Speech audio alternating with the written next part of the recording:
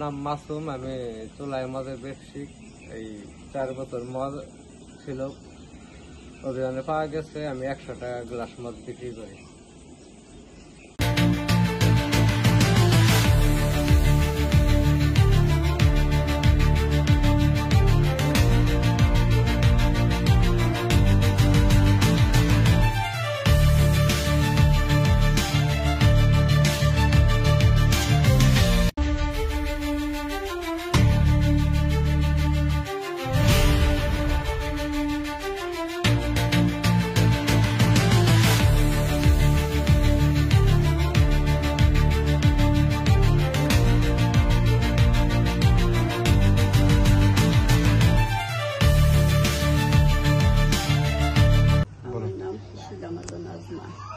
আমি চুলাই মদ বিক্রি করি প্রতিদিন 2 থেকে 3 হাজার টাকা।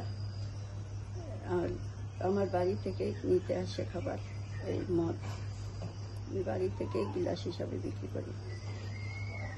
আমার বাড়িতে বোতল পাওয়া গেছে 10টা,